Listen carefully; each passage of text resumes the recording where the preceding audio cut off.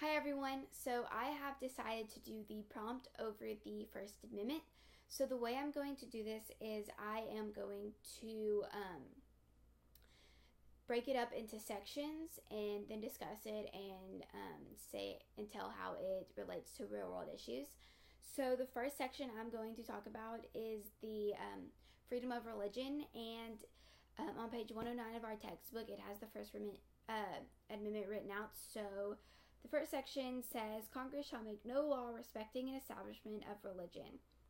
So this is saying that everyone in the United States has the right to practice their own religion, or no religion at all. So this stemmed from the United States founding fathers, all coming from different religious backgrounds. They didn't want government and religion mixing, so they created the separation of church and state. So I definitely think that freedom of religion applies to real world issues today.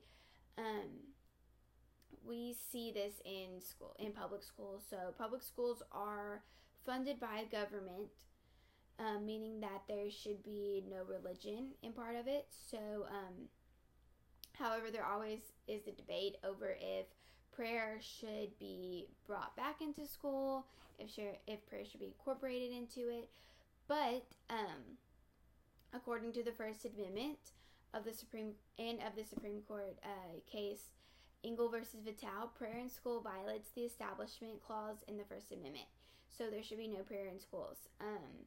However, I have seen the debate over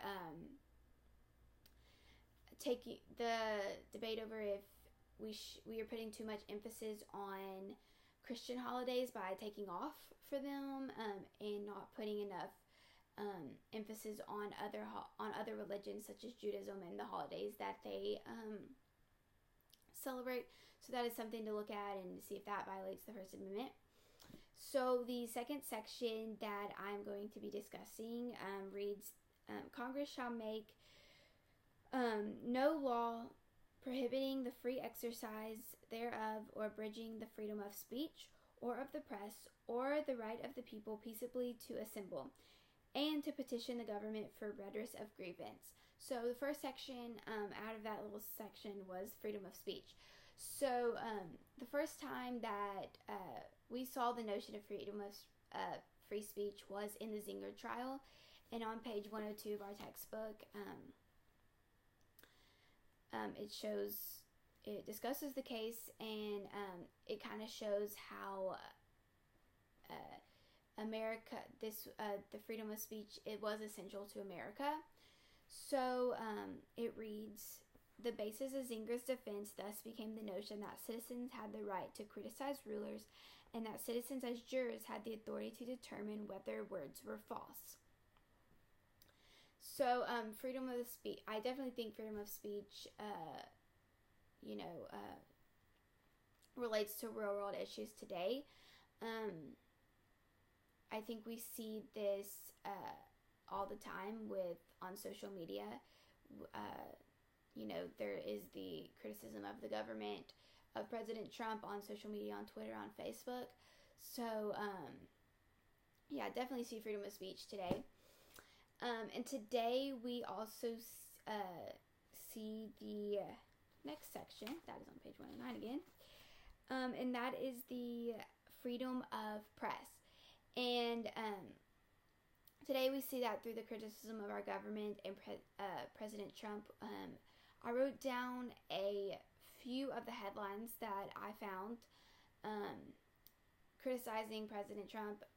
One of them says a whopping 54% of Americans would really like to punch Donald Trump in the face. And then another one says, Donald Trump tells a space-loving 10-year-old to forget NASA, we need to fix potholes. They want to portray him as an idiot, kind of. So, we also saw this not too long ago in the Supreme Court case of Neer versus Minnesota. So, the freedom of press, and the concept of prior restraint were defined more accurately after the editor of a Minneapolis newspaper attacked local officials. This case really helped establish the principle that the government can't censor or prohibit a publication in advance.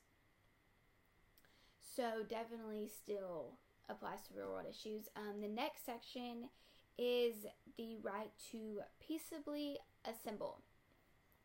And this definitely is happening today. I mean, we see the Women's March, we see, really marches for everything, for every cause. But one thing that really comes to mind when I think of freedom of assembly is a story that made headlines not too long ago of a high school student who attended an all-boy Catholic school.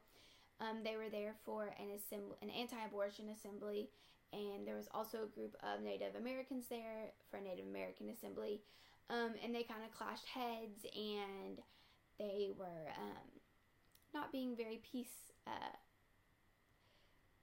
so they were, the Catholic boy was mocking the Native American, but it comes to find out that the media wasn't portraying both sides, that really wasn't what's happening. So I definitely think that